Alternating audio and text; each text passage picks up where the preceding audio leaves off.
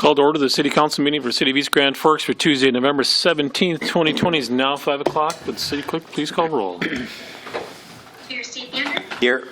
Council President Mark Holstead. Here. Council Vice President Chad Grassel. Here.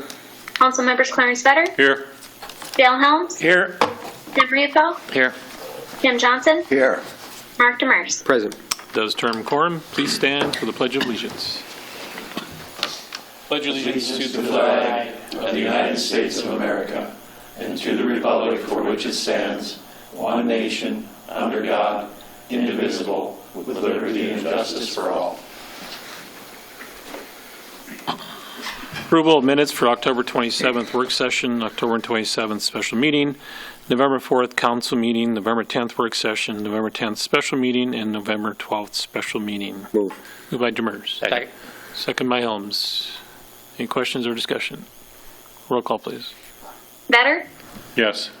Helms. Yes. Riepel. Yes. Johnson. Yes. Holstead. Yes. Grassel. Yes. Demers. Yes. Motion is carried. Scheduled bid lettings, none. Scheduled public hearings. Public hearing to consider granting a property tax abatement under the new home construction program. Move to open a hearing. Moved open by Demers. Second. Second by Riepel. All in favor, say aye. Aye. Opposed, same sign. Motion is carried, and the public hearing is now open. Mr. Gordy.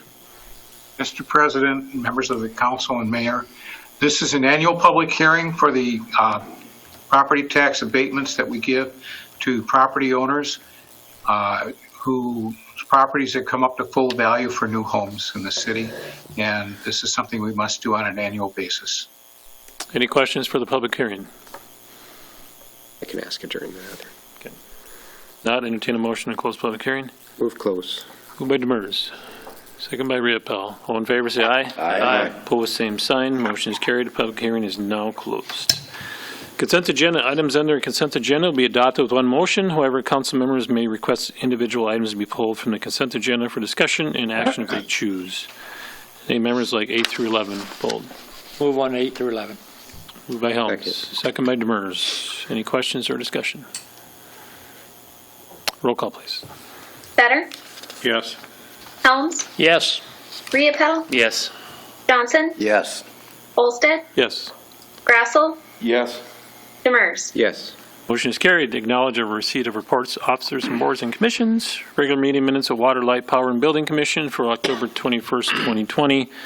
Communication, there is none. Old business, there is none. New business, consider adopting Resolution 20-11-75, authorizing a 2-year tax abatement for homes that qualify under the new home construction program. Moved by Vetter, second by Riepel. Questions or discussion? Mr. Demers. Thank you, Mr. President. Just had a question for Mr. Gordy. In the RCA, it talks about the 2020 and the 2021 year abatement amounts. Do you have a reason for why the county amount goes down so much in 2021? No, I do not. So those people that are, I guess, going on the roll this year will see a significant decrease in their abatement for some reason? Is it, I mean, I don't know. I guess I'm just curious of why that would be. I do not have a reason for why the county's tax went down. Thank you. Any other questions? See none, roll call, please. Vetter. Yes. Helms. Yes. Riepel. Yes. Johnson. Yes. Holstead. Yes. Grassel. Yes. Demers. Demers. Yes. Motion is carried. Claims, consider authorizing the city administrator clerk treasurer to issue payment of recommended bills and payroll. Move. Moved by Demers. Second. Second by Johnson. Any questions or discussion? Roll call, please. Vetter. Yes. Helms. Yes. Riepel. Yes. Johnson. Yes. Holstead. Yes. Grassel. Yes. Yes. Demers. Motion is carried. Mayor Gander. First of all, just thank you again to everybody involved in the business COVID granting process, starting with you, Mr. Gordy, and on to the chair of your board, Mr. Pukshavinsky, and to everyone else who made it happen, Carla, David, Mark, Tim, just everybody that's been involved with that. We're starting to get some feedback from the businesses that they're very, very grateful for this. They knew they applied. They didn't know how much was going to be available. They didn't know how much they were going to get. And it couldn't have come at a better time. And that's the next thing that I will talk about. But we are seeing the dials being turned down a little bit as far as what we can do and some of the gathering and the freedoms that we enjoy.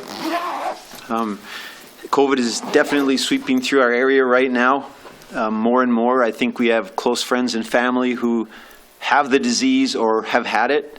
Some of them even have lost their lives to the disease. We know some folks firsthand for whom that has happened. And to those families, you are in our thoughts and in our prayers. There's another group, I think, in the front line of COVID right now that doesn't get nearly enough credit, and that's anyone who has an HR function.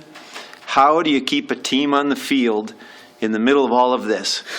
Administering and giving services and rendering the care that we need to, and the stores that are still selling and all of that. How do you keep a team on the field? So hats off to everybody that has an HR function at this time and during this crisis. One of our objectives in all of this was to make sure that everyone had access to full and complete health care as needed. That includes, we talk about ICU beds, but what's an ICU bed? Sure enough, it's a bed, but it's people. It's doctors and nurses and housekeeping and nurses' aides, and it's everybody that keeps that patient able to function while receiving high levels of medical care. It's everybody involved. It's the lab. It's everything that has to happen around intensive care. And it's not just beds. And we've gotten close to our capacity, as we know, across Minnesota and North Dakota. The number of cases are close to overwhelming that healthcare system. We're not going to let that happen. And that's why, the pause that we had in the spring, we can look back and say, was it really necessary? And we can debate that. But this one's for real. This is the metric that we're tracking. This is the metric that really matters. And that is full and complete health care access to those who need it. We're not going to have anyone suffer and die because of an inability to get full and complete state-of-the-art medical care. So, however reluctant we may have been up to now to embrace some of these restrictions, open our eyes and say this is the time to dial it down. This is the time to really be mindful. We don't worry about ourselves maybe. We're a bit renegades and we'll pull through it, but really be mindful of everyone. Certainly the most vulnerable, certainly the staff that are getting overwhelmed at our ICU facilities and hospitals, and just everybody. So if you don't do it for yourself, just look collectively, look at it, to the whole healthcare system and making sure that we can get through this. It's a little bump up, and it's hate to say it, it's a bit of a revolving door when we look at staffing. Mr. Grassel knows it as well as anyone. We get 5 back and we lose 10 more, and that's the way it's going to be for a while. And so again, just thank you to the ones who are doing this. And why? Well, in this case of schools, for example, it's continuity of education for our kids. It's continuity of mom and dad being able to go to work. It's just a whole lot of good things that happen with what we're doing. So thank you to everyone, and keep it up. And we're just going to have to be ready. We get a little freedom back. We'll have to tamp it down, and that's what we're going to have to do for a while until these peak numbers start to slow down and we can get back to life. Work with the systems. Please know everybody's doing their best. Governor Burgum, the county in Grand Forks, Governor Walz, everybody's doing the best they can to keep everybody safe. We may or may not fully agree with each and everything, but it's going to work. It's going to work well, and we'll get through it together. Thanks. Mr. Bitter. I don't have anything, thank you. Mr. Helms. I want to apologize for missing the meeting on Thursday night. I knew all about it, but I'd been telling myself all day long I really wanted to go to that Grand Forks Council meeting, that special one they called on the COVID. So that's where I was at. I was over there at that meeting and sitting and listening, and it was like 2 3/4 hours I sat there, so I probably would have much rather been here, but was kind of interesting, but at the same time, I'm sure most of you heard, they come out of there with not really any new results of anything, but they had a nice discussion. It was good to sit and listen to see how they operate, and so yeah, I was over there. And then one other thing, I've been one of those recipients of the city and the EDA helping out. Couldn't come for a better time. You're right. I appreciate it. Thank you. Riepel. I've got nothing. Mr. Johnson. Nothing this week, thank you. Mr. Demers. Nothing tonight, thank you. Mr. Gressel. Nothing. I do not have anything. I see Mr. Murphy's gone. Mr. Emery. I have nothing unless anyone has any questions. Mr. Gulstead.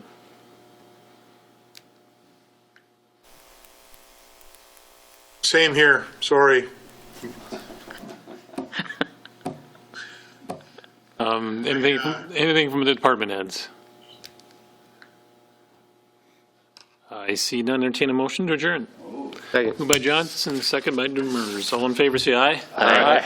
Opposed, same sign. Motion is carried. Meeting is adjourned. Wow, that was easy.